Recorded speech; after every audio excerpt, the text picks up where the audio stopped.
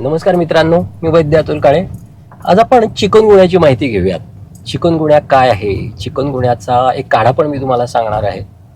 तो चिकनगुन्ह्याचा काढा इतका महत्त्वाचा आहे की तुमची जर सांधे दुखत असतील, सांध्याला सूज असेल, सांध्याला जखडलेपणा असेल आणि ताप असेल अंगामध्ये, तर तो खूप छान काम करतो. तुमचा जो चिकनगुन्हा आहे तो बऱ्यापैकी लवकर कव्हर होऊ शकतो. आमच्याकडे खूप पेशंट येतात आता सध्या चिकनगुन्ह्याचे आणि हे सांगत येतात की सांधे जखडले आहे, चालता येत नाही, सकाळी उठल्या उठल्या सांधे जखडल्यासारखे होतात आणि चालणं अशक्य होतं, हालचाल करणं अशक्य होतं, किंवा एका जागेवर जास्त वेळ बसलं तरी खूप सांधे दुखून येतात, चालता पण येत नाही. अशा प्रकारची लक्षणं घेऊन बरेचसे पेशंट आमच्याकडे येतात. आणि विशेष म्हणजे आम्ही आयुर्वेदाच्या माध्यमामधून बऱ्याच रुग्णांवर यशस्वी उपचार केलेले आहेत.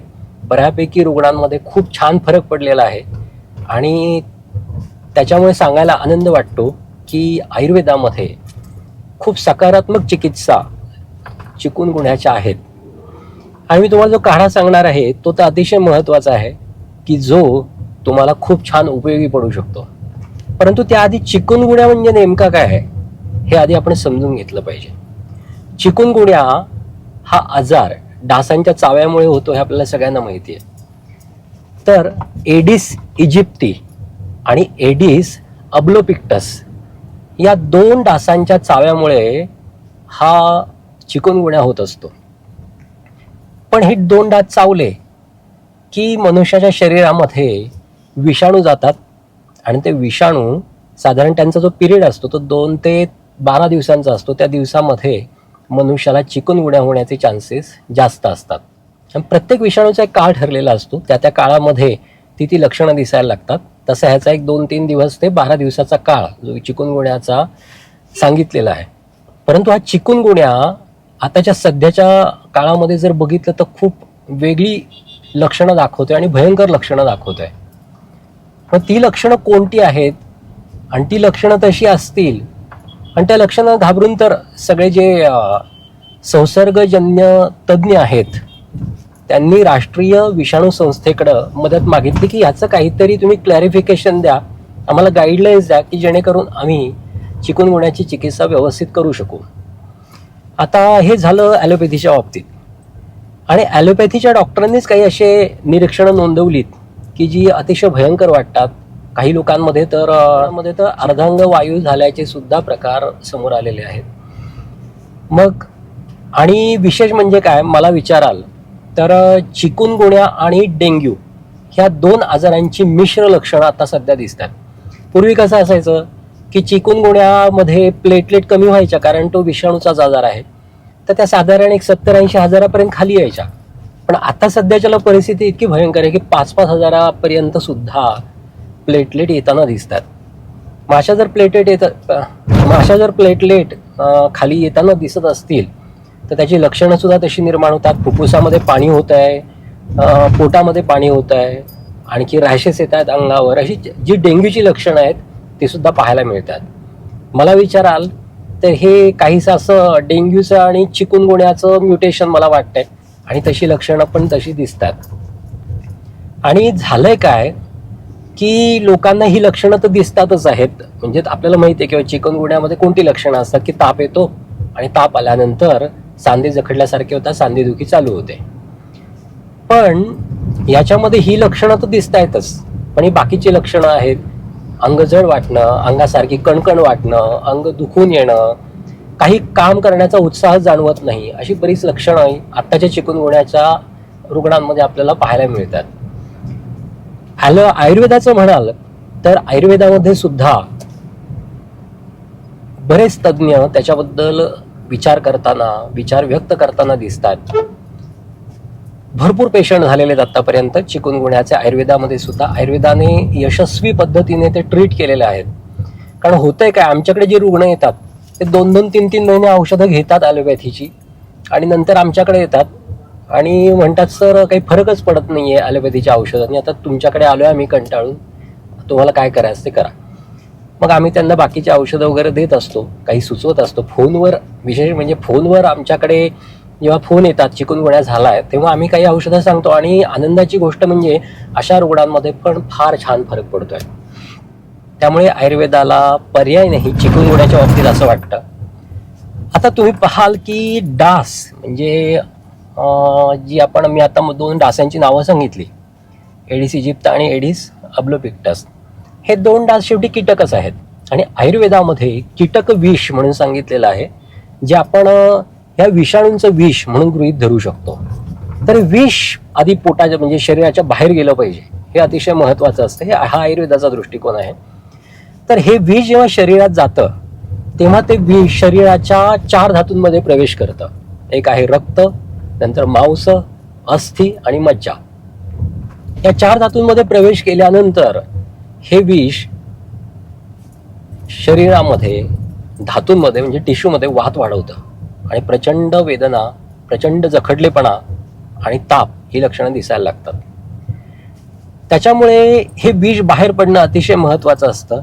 मग त्यासाठी आयुर्वेद काय सांगतो, आयुर्वेदाची काही चिकित्सा आहे का, काही नियम आहेत का, काही पथ्य आहेत का, हे अतिशय महत्वाचं आहे. ते मी तुम्हाला सांगतो. काढा तर सांगणारच आहे मगाशी सांगितल्याप्रमाणे. तर पहिली म्हणजे प्रिकॉशन घ्यायची, दात चावू नये याची काळजी घ्यायची. आणि एडिस इजिप्ती आणि एडिस अब्लोपिक्टस हे जे डास आहेत हे दिवसा जास्त कार्यरत असतात होतो. आणि यदा कदाचित डास चावला आणि तुम्हाला त्या क्षणी कळलं की बाबा डास चावलाय, तर जस्ट काय करायचं, हिंगाचा खडा घ्यायचा, मधामध्ये उगाळायचा आणि तिथे लेप जायचा. त्या विषाणूचं विष शरीरात पसरणार नाही. पण या गोष्टी लक्षात नाही आल्या आणि विष तरी पसरलं तर नंतरचे उपाय पण महत्वाचे आहेत. खरं तर चिकुनगुन्यामध्ये सध्या एखादा दिवस किंवा एक अर्ध्या तासासाठी ताप येतो किंवा तो पण येत नाही आणि चिकुनगुन्याची लक्षणं चालू होतात, असं बऱ्याच जणांमध्ये पाहायला मिळत आहे. हे तापाचा जो पिरियड आहे तो फार कमी आहे, पण संधिवाताचा पिरियड फार वाढलेला दिसतो आणि ती लक्षणं आणखी नंतर दिवसेंदिवस तीव्र होत जातात. मग अशा वेळी आपला आहार पण तेवढाच महत्वाचा आहे. आहार हलका घेतला गेला पाहिजे, भूक लागल्यावर जेवलं गेलं पाहिजे आणि इच्छा असल्यावरच जेवलं गेलं पाहिजे. हे कधी लक्षात ठेवा. वेलीवरच्या भाज्या आहेत, दुधी भोपळा, दोडका, कारलं, घोसाळं, पडवळ, कोहळा, अशा वेलीवरच्या भाज्या जेवणात ठेवायच्या. ज्वारीची भाकरी जेवणात ठेवायची, मुगाची डाळ, वरण भात, मुगाच्या डाळीचं वरण भात हे जेवणात ठेवायचं. असं ठेवलं तर भूक चांगली राहते आणि आजारांपासून आपण लवकर मुक्त होऊ शकतो. आता हे झालं आहाराबद्दल. विहाराबद्दल म्हणाल तर दुपारी झोपायचं नाही, जास्त आराम करायचा, जास्त व्यायाम नाही करायचा आणि जास्तीत जास्त रात्री जागायचं नाही, दिवसा झोपायचं नाही. या 2 गोष्टी महत्वाच्या आहेत. सकाळी थोडं उशिरा उठलं 6-7 वाजेपर्यंत तरी चालेल. आणि ह्याच्यानंतर आपण हे बघूयात. आता समजा आपण बघतो की चिकुनगुन्यामध्ये ताप असतो, तापाची कणकण असते, अंग दुखत असतं सारखं, काही करण्याचा उत्साह जाणवत नाही. आणि जर तुम्हाला ही अंगाची जी कणकण आहे तुम्ही जर पाहिलं तर ताप काही जाणवत नसतो. म्हणजे शरीरामध्ये टेम्परेचर नसतं पण आतमध्ये तापाची कणकण असते. याला आपण असं म्हणू शकतो की हा मुरलेला ताप आहे किंवा हाड्या ताप आहे. व्यवहारामध्ये आपण हाड्या ताप म्हणतो ना तसा. मग अशा वेळी समजा अंगात कणकण असेल, तापाला असल्यासारखं फिलिंग असेल तर त्यामध्ये जस्ट एक हळकुंडाचा तुकडा घ्यायचा, तो थोडा कुटायचा, पातेल्यात घालायचा.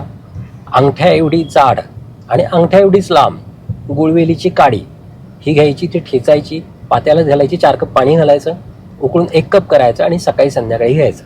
असं केलं तर तुमच्या हाडातला ताप, अंगातला ताप, अंगातली कणकण लवकर कमी होईल. नंतर सकाळी उठल्यानंतर अंगात जखडलेपण असेल, सांध्यांचं जखडलेपण असेल तर एरंडाची पानं कुस्करून गरम पाण्यात घालायची. तुम्ही जे आंघोळ करता त्या पाण्यात घालायची आणि कडक पाण्याने सकाळी मस्त शंभू करायची, स्नान करायचं. जखडलेपण खूप छान कमी होतं. नंतर आता तुम्हाला काढा सांगतो, जो आधी बोललो ना महत्वाचा काढा आहे अगदी. आधी एरंडाचंच पान घ्यायचं, कातरून घ्यायचं, एका पातेल्यात घ्यायचं, त्याच्यामध्ये 6-7 निरगुडीची पानं घ्यायची आणि 1 ते 2 चमचे धने हे कुस्करून घ्यायचे. त्याच्यामध्ये गुळवेलीचा अंगठा एवढा आणि जाड आणि अंगठा एवढा लांब असा तुकडा ठेचून घालायचा आणि त्याच्यामध्ये हळकुंड पण तेवढंच मी मगाशी सांगितल्याप्रमाणे घालायचं. त्याचा उकळून 1 कप काढा करायचा, 4 कप पाणी घालायचं, त्याच्यात उकळून 1 कप काढा करायचा, तो गाळून घ्यायचा. त्याच्यामध्ये अर्धा ते 1 चमचा एरंड तेलाचा घालायचा आणि हे मिश्रण सकाळी संध्याकाळी घ्यायचं. सांध्यांची सूज असू दे, सांध्यांचं जखडलेपण असू दे, सांध्यांचं दुखणं असू दे, फार छान कमी होतं. वापरून बघा, खूप छान फरक पडतो या काढ्याचा. सांगण्याचा उद्देश काय हा, की हे सगळं आपण उद्धृत का करतोय किंवा एक्सपोज का करतोय, तर हा चिकुनगुन्या आहे ना, हा अतिशय मोठ्या प्रमाणात वाढत चाललेला आहे, खूप प्रमाणात वाढलेला आहे. अगदी पुण्यामध्ये पाहाल ना तर काही एका ह्या महिन्यामध्ये हजारो पेशंटची, चिकनगुन्याच्या हजारो पेशंटची नोंद झाली आहे. मग हे ट्रीट करणं एका डॉक्टरला शक्य नाही आहे. आपणच आपली काळजी घेतली तर नक्कीच चांगला फरक पडू शकतो. आणि विशेष म्हणजे त्या तापापेक्षा सांध्याचं जखडलेपणा आणि दुखणं हे अतिशय त्रासदायक आहे. म्हणून हा काढा जर तुम्ही घेतला तर तुम्हाला अतिशय छान फरक पडेल. तुम्ही घेऊन बघा आणि नक्कीच प्रतिक्रिया द्या. आणि चिकनगुन्यापासून आपण आपलं कसं रक्षण करू शकतो हे पण मी आज तुम्हाला सांगितलं. काढा कसा करायचा ते पण सांगितलं. ते करून बघा. सगळ्या या गोष्टी नक्कीच चांगला फायदा होईल. आणि फायदा झाला तर कमेंट बॉक्समध्ये कमेंट करायला पण विसरू नका. पुन्हा भेटूयात एक नवा विषय घेऊन किंवा नवा आजार घेऊन. चांगलं वाटलं तर लाईक करा, शेअर करा किंवा सबस्क्राईब करा. आता इथेच तुमची रजा घेतो. शारदीय नवरात्रीच्या तुम्हाला खूप खूप शुभेच्छा. तुमचं आरोग्य उत्तम राहो, स्वस्थ राहो, तुमचं मन प्रसन्न राहो, शरीर स्वस्थ राहो अशी धन्वंतरींचरणी प्रार्थना करतो आणि आजचा व्हिडिओ इथेच संपवतो. धन्यवाद.